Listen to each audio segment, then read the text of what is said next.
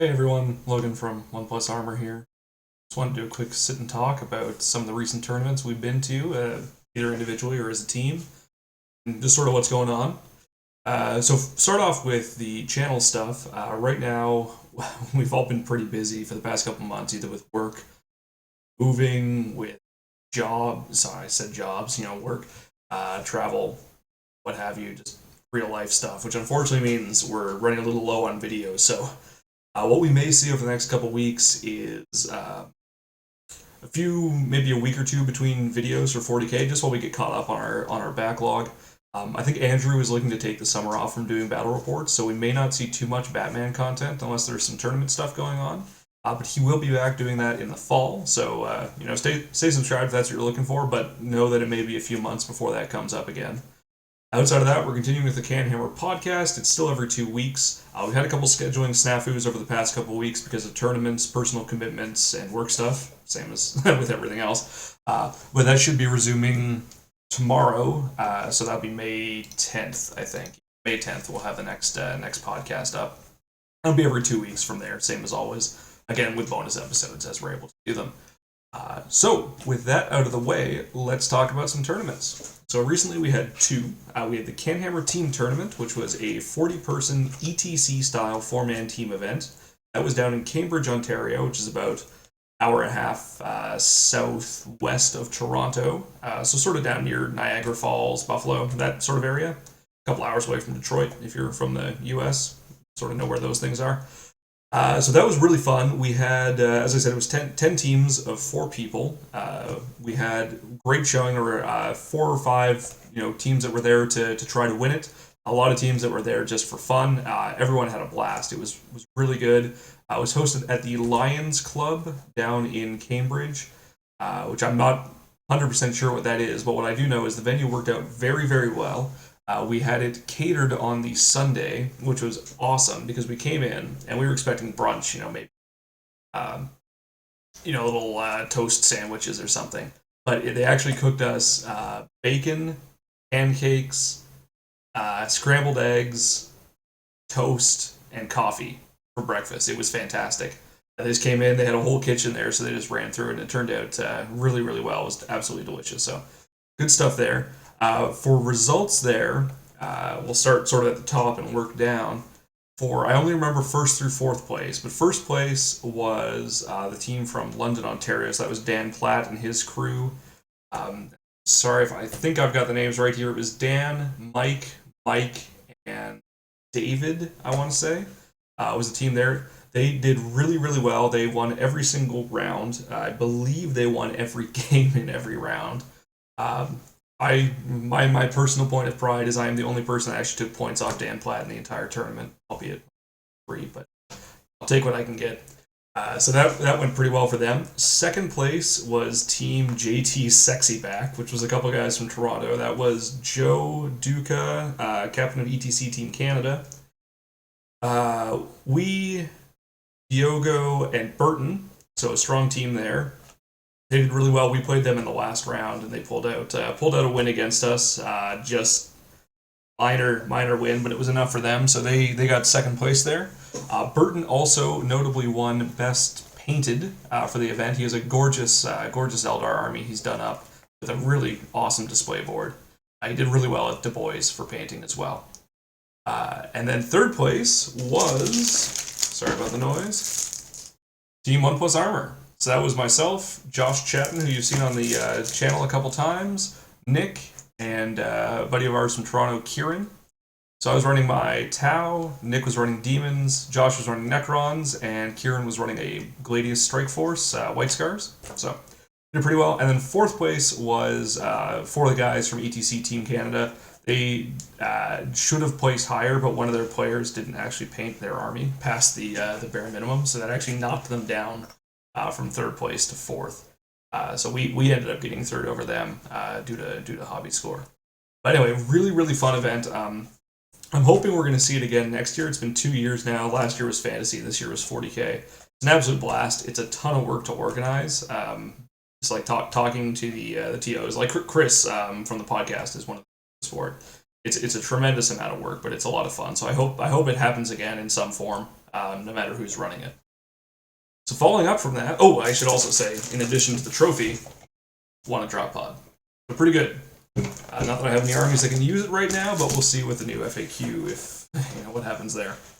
So following up from that, the following week, which was this past weekend, was Northern Defenders Open 8 in Montreal.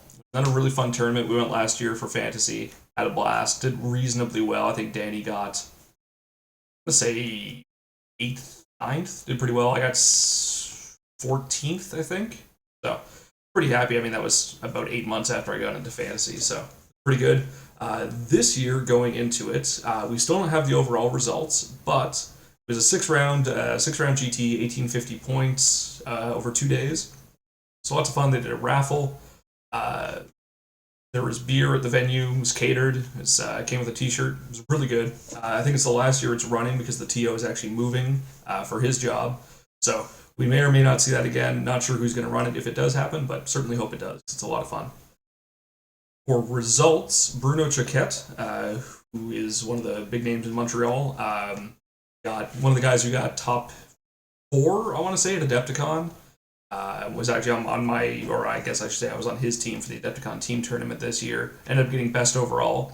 And Chris from our podcast here got second best overall. So really good work, really good job to both those two guys. The top sort of 5 spots were a little bit of a circle jerk because it was like for the running for the top 5, arguably it was Chris, Diogo,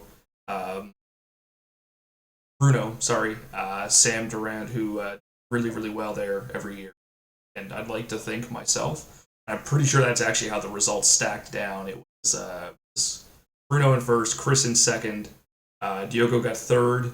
I'm pretty sure Sam got 4th. We'll find out, but just based on the points and some chatting, he should have gotten 4th. I think I got 5th. I think I'm tied for 5th, actually.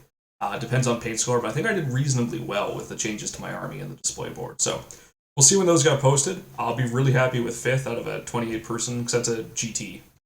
2 days, 6 rounds, 28 people. So be good for ITC rankings at least. So we'll see how that goes. One of the great things about that is every year they have this massive raffle. It's like $2 a ticket.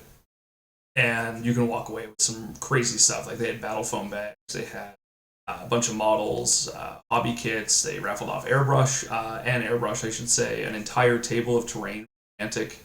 Really cool stuff. So I ended up spending $60 on tickets. And I ended up winning a couple things, actually, which is really good. I got my money's worth. So I won a $20 gift certificate to one of the stores there, which I actually gave to one of my buddies who lives in Montreal, because I wasn't going to have a chance to go there, and God only knows when I'd be back. But other than that, I won 2 really cool things. I won a Ghost Keel, so there's my money right there, which is Ghost Keel number 2 that I've now won from a raffle, so I can't complain about that. I got to put them together, start running the optimized stealth cadre, or maybe buy a 3rd one to run the Ghost Keel wing. And I won this from Army Painter. I don't know, the whiting's a little tough. It's got Army Painter there in little red letters. This is one of the neatest things I've ever actually won in a raffle, and I've never seen this before. It's a little wargaming kit. So we've got, you won't be able to necessarily see this, but we've got, a tape measure.